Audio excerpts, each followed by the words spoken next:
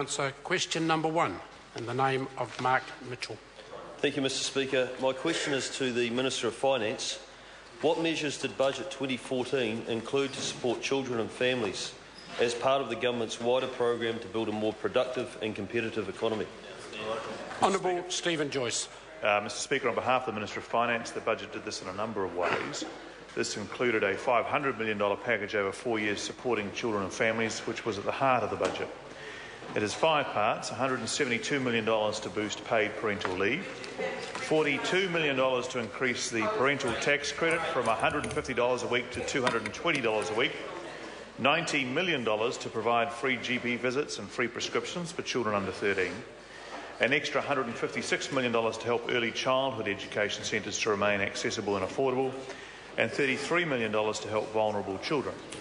Mr Speaker, this comprehensive package is better targeted, better balanced and fairer than other proposals I've seen for roughly the same cost, including the proposal to extend paid parental leave to 26 weeks. That's because only 40% of new parents qualify for paid parental leave. Supplementary question, Mark Mitchell. In what other ways are Budget 2014 and the government's wider economic program helping New Zealand children and families? Honourable Steven Joyce. Well, Mr Speaker, on behalf of the Minister of Finance, the budget and the government's program help children and families by ensuring the economy continues to grow and support higher incomes and more jobs. And we are making considerable progress. New Zealand's economy grew by 3.1% last year, the 5th highest in the OECD, and budget forecasts show growth of between 2 and 4% over each of the next 4 years, with growth peaking at 4% in the year to March next year. This economy is supporting more jobs, with 84,000 more jobs created in the last year, and also supporting higher incomes. Cost of living increases are low. Inflation was just 1.5% in the year to March, well below the average weekly wage increase of 3.2%. These things are all helping New Zealand families. Mr Speaker. Supplementary question, Mark Mitchell. Thank you, Mr Speaker. How are New Zealand households and businesses benefiting from the more competitive economy and better management of government agencies? Honourable Steven Joyce. Mr Speaker, on behalf of the Minister of Finance, here is just one example. The Accident Compensation Corporation's consistently strong performance has allowed ACC levies for household and businesses to fall by close to $1 billion since 2011-12.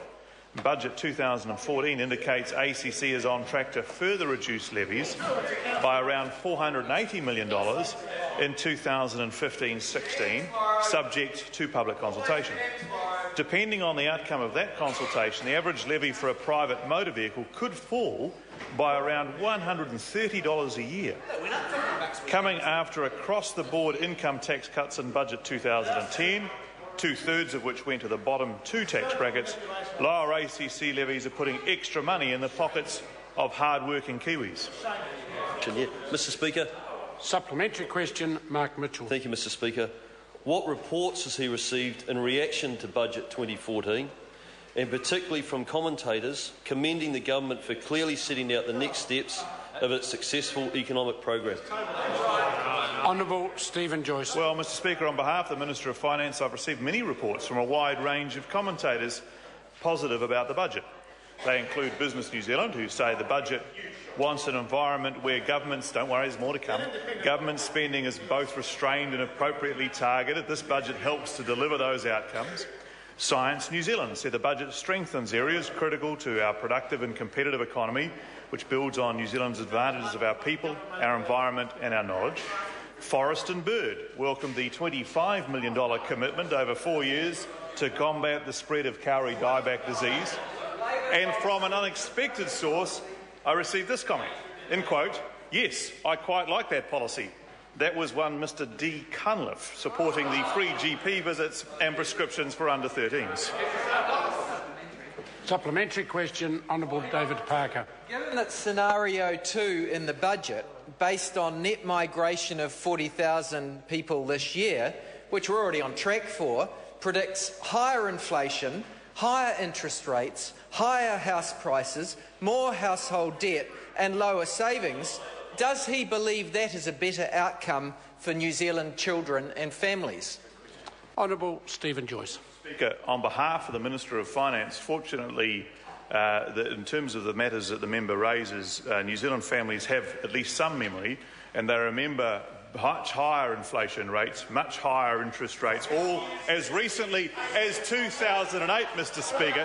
But the other interesting thing about that migration statistics is that the number of people coming into the country has hardly changed, but the number of people fleeing to Australia has dropped away to nothing under this government, and actually is staying in places like Palmerston North, like Hawke's Bay, like Invercargill, when on the previous government's economic policies they were all racing off to Australia at 100 miles an hour. Supplementary question, Brendan Horan. Thank you, sir. To the Minister, is it possible to bring the commencement date forward for free doctor's visits for children under 13, rather than having parents wait a further 13 months? Honourable Steven Joyce. Mr Speaker, on behalf of the Minister of Finance, I appreciate the member's question, because of course we always try and bring those things as early as possible. But the other side of the story is to ensure that New Zealand gets back into surplus. That keeps interest rates much lower than, for example, they were under the previous government. And that means understanding the link between expenditure and interest rates. And that means that we have to be responsible. So we'll bring it in as early as we can. Question number 2, Honourable David Parker.